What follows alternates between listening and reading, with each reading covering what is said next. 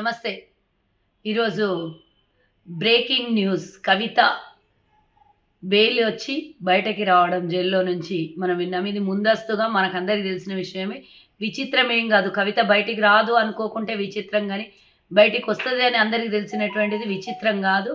Already BRS BJP ఒప్పందాల ప్రకారమే కవిత బయటికి రావడం జరిగింది.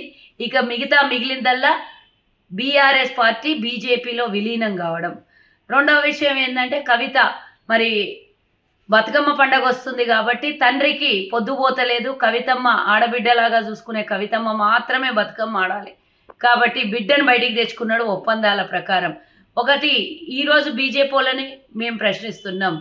కేజ్రీవాల్ ఇంకా జైల్లో నుంచి బయటికి రాడు, కవిత బయటికి వస్తుంది. సరే, ఏది ఏమైనా లిక్కర్ వ్యవహారంలో కవిత అరెస్ట్ కావడము, మనీ లాండరింగ్ విషయంలో కవిత అరెస్ట్ కావడం అన్నీ తెలిసినటువంటి విషయాలే. దీన్ని సెలబ్రేషన్స్ చేసుకుంటున్నటువంటి బీజేపీ వాళ్ళకి, బీఆర్ఎస్ వాళ్ళకి ఒక ప్రశ్న నది. ఎన్ని రకాలుగా ఒప్పందాలు జరిగినాయి మీ మధ్యలో. కాంగ్రెస్ పార్టీ గురించి మాట్లాడేటప్పుడు మీరిద్దరు ఒకటి అని 24 గంటలు మాట్లాడుతున్న బీజేపీ వాళ్ళు, బీఆర్ఎస్ వాళ్ళకి అడుగుతున్నాం. అసెంబ్లీ ఎన్నికల తర్వాత ఒప్పందం జరిగి పార్లమెంట్ ఎన్నికల్లో పూర్తి స్థాయిలో చంద్రముఖిగా మారి బీఆర్ఎస్ పార్టీ బీజేపీకి పనిచేసింది. అదేవిధంగా 7 స్థానాలలో డిపాజిట్ కోల్పోయి 17 స్థానాలలో ఓడిపోయినటువంటి బీఆర్ఎస్ ఈరోజు వారికి ఒత్తాసుగా ఏం కావాలంటే అది ఒప్పంద ప్రకారంగా బీజేపీ బీఆర్ఎస్కి లొంగిపోయింది అనడంలో ప్రత్యక్ష సాక్షి కవిత.